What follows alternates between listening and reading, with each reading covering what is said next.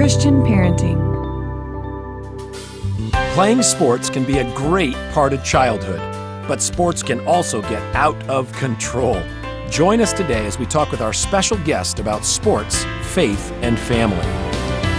Hi, my name is Amy Rienow. Welcome to Family Vision, the podcast from Visionary Family Ministries, encouraging families through practical, encouraging, and real conversations.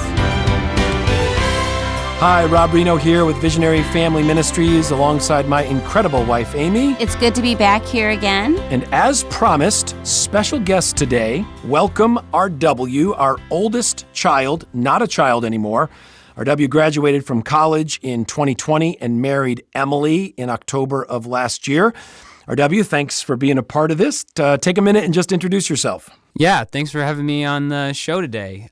So let's see, I'm the oldest of 7 kids, grew up in Wheaton, Illinois. I attended Olivet Nazarene University, where I studied architectural engineering and played baseball there. And just recently, I married the girl of my dreams, Emily, in past October. So now I've been married for 4 months, and I currently work at RTM Engineering as a mechanical engineer, helping design buildings. And I just recently started coaching baseball again, so that's been a lot of fun. Yeah, that's exciting. Okay, well, let's talk sports. Sports are a big deal for lots of kids, teenagers, and families.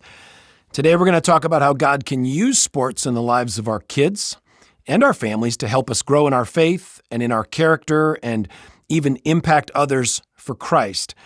RW, sports have been a part of your life from the beginning. Yes, and I can testify to that from such a young age. First of all, I can remember taking you on a walk when you were not even, well, I guess you were 1, but we were walking in a neighborhood and you started saying, who, and I was thinking, okay, I don't see any owls around here. I had no clue what he was talking about. And then laser vision, like through a backyard, he could see a hoop, a basketball hoop. So he was pointing hoop, and he really didn't have any words, but hoop was one of the first.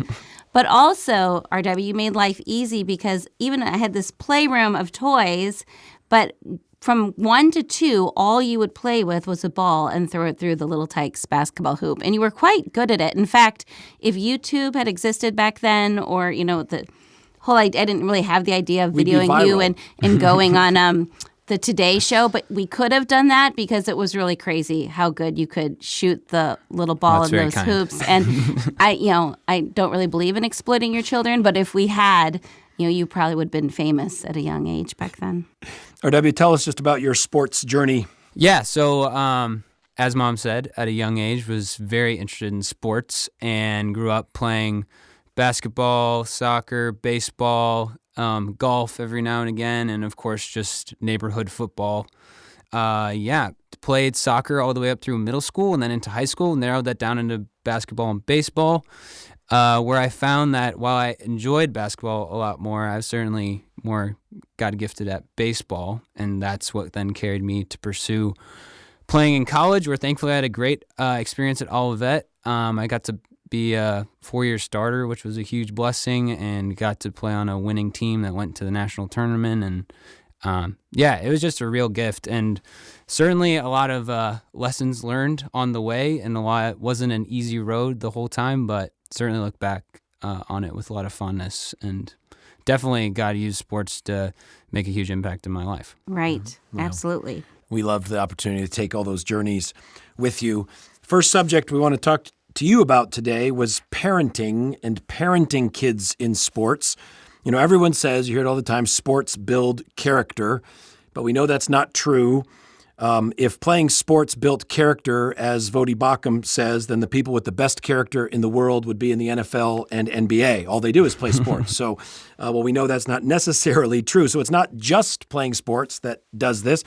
There has to be an intentional plan from parents and from the athlete to help the child grow in character through the sports. So what can parents do if they want to have their kids in sports and have a vision that it would actually help them grow in their character and their faith? Well, I'd say, the first place to start would be if sports is a catalyst to developing character and godliness, then as parents, the way that you can help foster that is in the context of your child playing sport, really at whatever age, is like that is where the topic of conversation lies. So an example of that would be encouragement.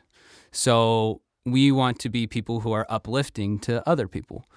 And so if you see your child and he is, I don't know, constantly booing the other team, or maybe not cheering on his teammates but focused on his own, hitting or performance or whatever it may be, that might be an opportunity for a parent to step in and be like, hey, that's where they're able to do the shaping of their child's heart and encourage them in those character traits.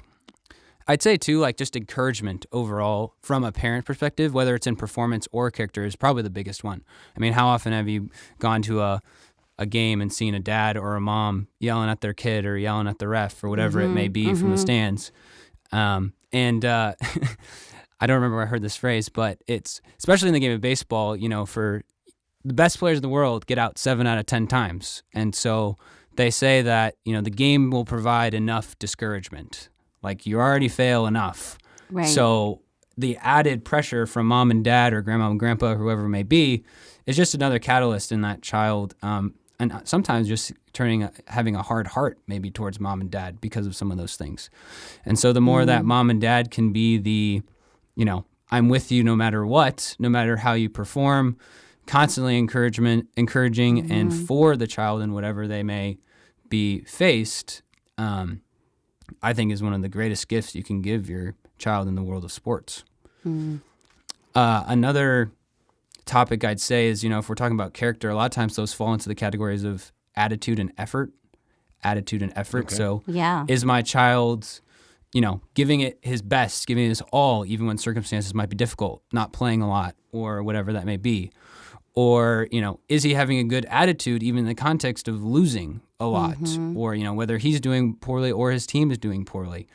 And so, you'll hear in sports that attitude and effort are the only two things that a person can control. And if you look at it, the best players of the world, majority of the time, have the best attitude and give the most effort and contribute. And so the more that you can concentrate less on the statistics or the performance based and more is how's their effort level and how is their attitude level towards their teammates, coaches, the game, everything, is a good litmus test of character and godliness.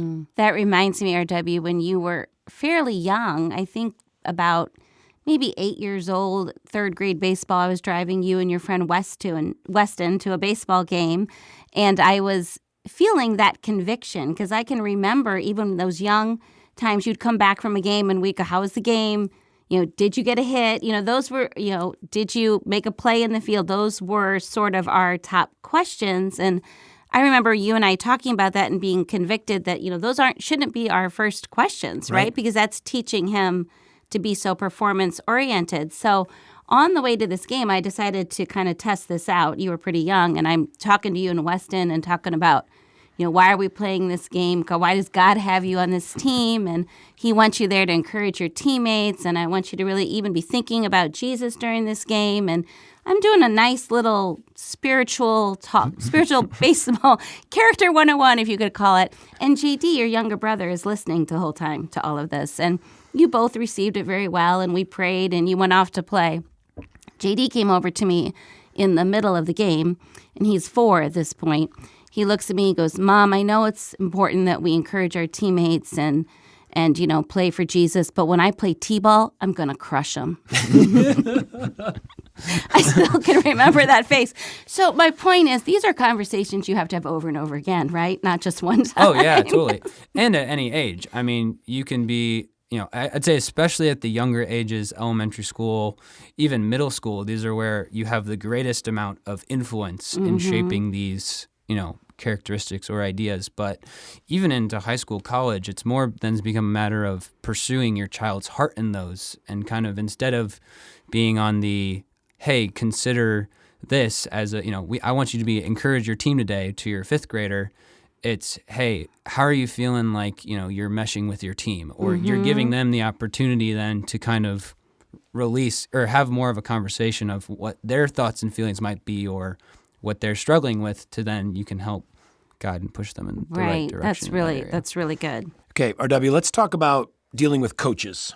You've had a lot of them in your life, and you had to go through a transition where you realized that you needed to play for Jesus even more than playing for your coach. So talk about that. I'd say my first kind of poor coaching experience was middle school baseball.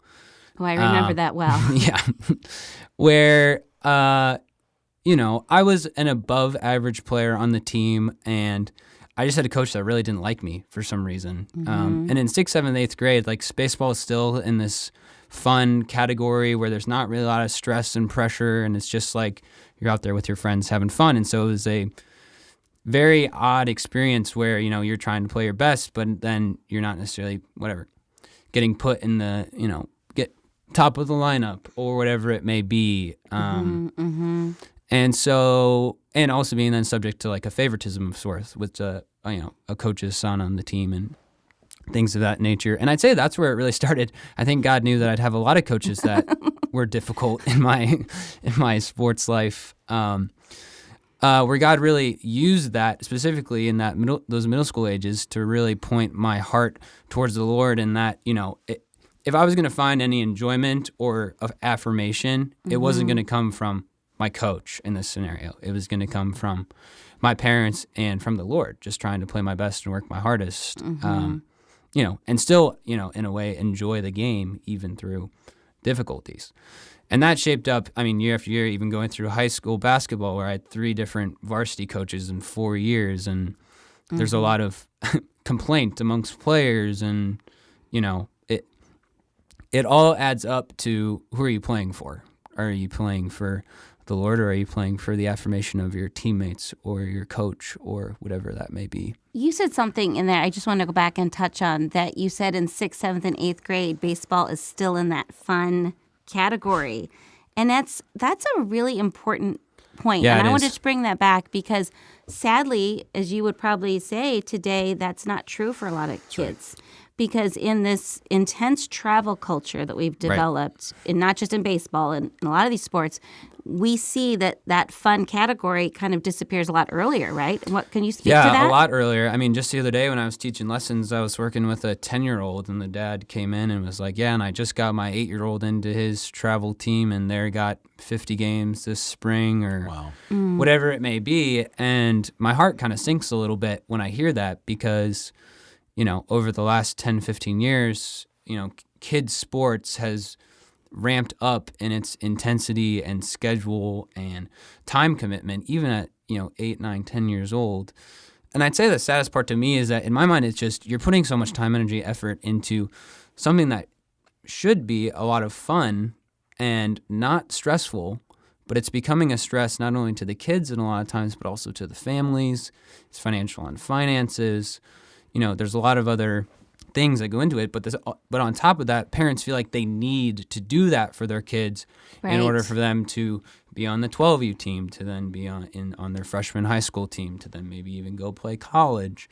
And there's a strong reality that in many times the greatest gift that you can give your kids, at least from just a strict sports perspective, is just give them the joy of the game, which is keeping it light and stress-free, and put them in opportunities where they're going to have fun, Lord willing, with good coaches that are going to provide the skill training and the character building and things of that nature. Like, for example, I would say like an FCA type program, Fellowship of Christian Athletes, has a really unique, way that they're reaching out to these kids, where they're trying to give it up, a Christ-centered baseball or basketball or whatever is experience, and still try to provide, high-level competition, but also try to make it in a way that's comfortable for families to be a part at whatever level of engagement they want to be. So if they want to play 20 games instead of the 50 games or whatever it is, like, there's some opportunities for, families to be able to still have their kids be in a high level, but not be in the extreme where their family is running around every weekend playing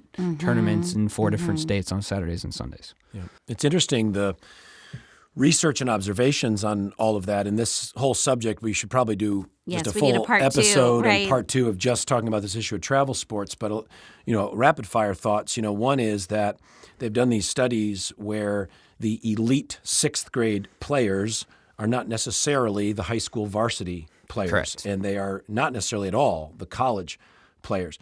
you have some kids that are quote unquote dominating in 6th grade and they're completely burned out or injured by 8th grade. Yep. Or they become so discouraged with the pressure. There's no sense of like childhood sport. Like you say, it's 60-game season for whatever sport they're playing. They've got some hard-nosed coach that's making them miserable. The parents are spending a ton of money on those teams at those early ages. And we've tried to take the approach with our kids to do park district in different sports and be a multi-sport player if your child's really into athletics. Do the multiple sports, do park district through 6th, 7th grade. And then if you have a child that's demonstrating a lot of passion and desire to play high school, well, maybe 7th grade, 8th grade. Yeah. Look at one of those travel opportunities to beef them up and get them ready for high school. But we have seen more harm than good. Correct. From too much travel too early, financially, emotionally, athletically, you could go down the line. And I just want to say on that, even when you were that age, I can remember it was in 4th grade, there was a push after 4th grade to get into the travel sports. And we thought that was early. And you can even speak to this, that a lot of those kids, like you're saying, they did those travel sports. How many of those boys went on to even play in high school? Yeah, very few. I mean, this is specifically baseball here, but for those who went off to play, travel baseball in 4th, 5th-ish grade, the majority of the kids that I knew in that age did not end up playing even high school baseball on their freshman team. And that was not necessarily from a lack of talent. It was from a lack of motivation because they just did not want to continue to play. They didn't find the joy in the game anymore. Right. And that it couples with, as parents, you talk a lot about, mom and dad, just about pursuing your child's heart. And sports is, in a lot of ways, not much different in that, you're trying to foster their skills and their joys. And so if you see a child that's really, finds a lot of joy in playing sports, then a lot of your mission and role is to put them in opportunities where that can flourish. And not just from a performance standpoint, but from a enjoyment, character, and opportunity for growth standpoint. Just using their gifts. Yeah, right? just using their gifts. Yep.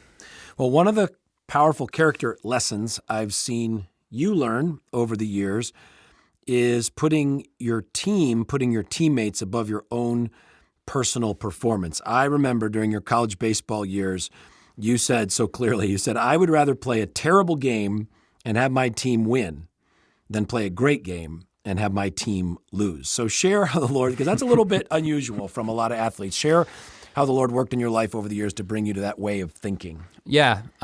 So college is obviously a lot different than high school. The biggest thing being that is the scholarship portion. Right. So everyone, all 35 guys on my team are getting paid to play baseball. And so then as a coach, the coach of the team then has every opportunity to play whatever 9 guys he wants to put on the field because he's paying everybody to play there. So there's not a lot of room for complaining or mom and dad coming up to coach after the game and being like, hey, my son's not playing. And so then what you see is for those players who are maybe in the mix or in competition for a spot, there's a huge temptation then to want to drag down maybe the person who's in front of you or competing with you at any step of the way, whether that's commenting on his performance or even commenting on his life outside of baseball or whatever it may be. And what I found over playing, praise God, at a team that won a lot is when you play 50 games in the season, you're going to have games where you play really well and you're going to have games where you don't play well at all. And so part of that sort of attitude and effort, going back to that, is can I, really say that I'm playing for Jesus when I'm down in the dumps after a game that I didn't play well? Obviously, I'm trying to perform my best for him, but if that's impacting my attitude and effort outside of baseball, then that's really does more harm than good. And so, again, when the competition is so fierce in college that it's very easy, and again, you see on every, there's brawls and fights, and we had a couple of those over our time, and the competition brings out the worst. Yeah. And so to be able to, say and really believe that even though I had a bad game, I can be happy that my team won, you're giving yourself up to something that's bigger than yourself, which in a lot of ways is similar to what we are with the kingdom of God. When we choose to follow Jesus for the rest of our lives, it's, I'm giving up my own individual life to play on this bigger team. And so, and in That's a great baseball or any picture. team, it's the same way, where you're giving up your own individual performance for the betterment of the team. And obviously, when you perform well, it helps your team win, and that's great. You don't perform well, and your team loses, that's when it really stinks. But Right. The double whammy. yeah, the double whammy. So you said that competition brings out the worst in people, and I often think that is true of parents as well, right? And as a mom watching you play sports all these years, I know that my emotions can sometimes contribute to even being more difficult for you if I'm too caught up in some of the things that you're talking about, and we see Right. that in parents. So kind of specifically, what do you think RW moms and dads should continue to say, and what should they avoid saying? Yeah.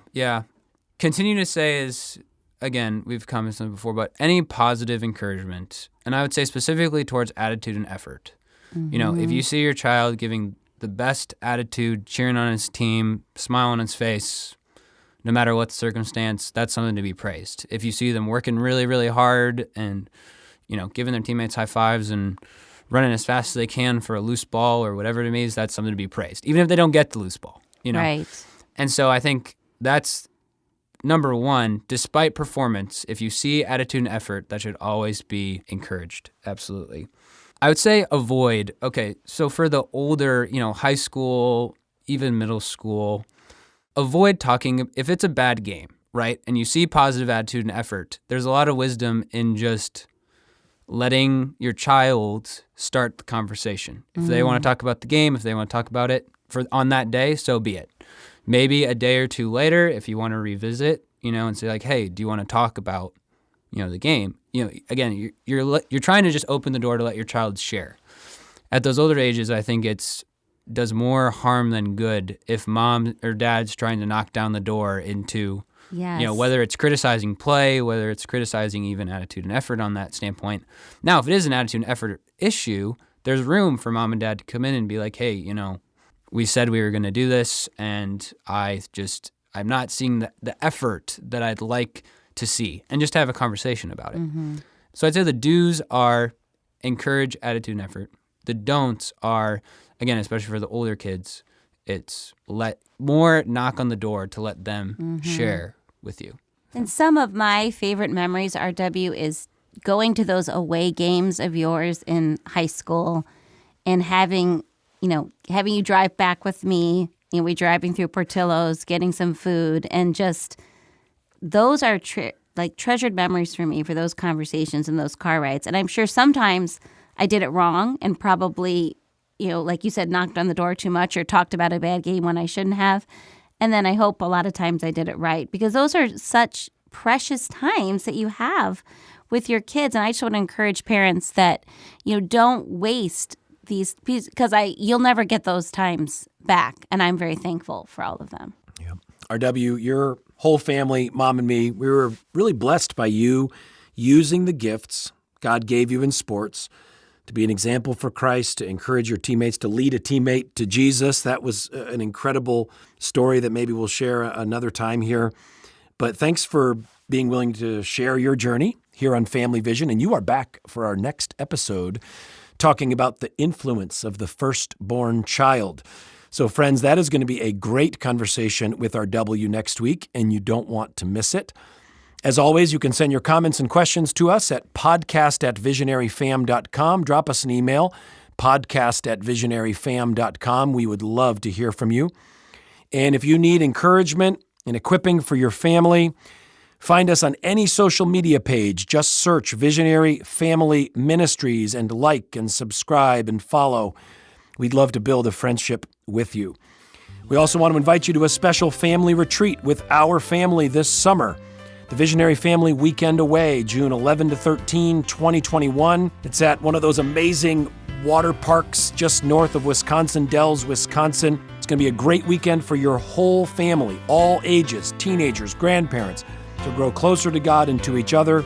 And you can get all the information at visionaryfam.com/retreat. Thanks for joining us. We'll see you next time on Family Vision.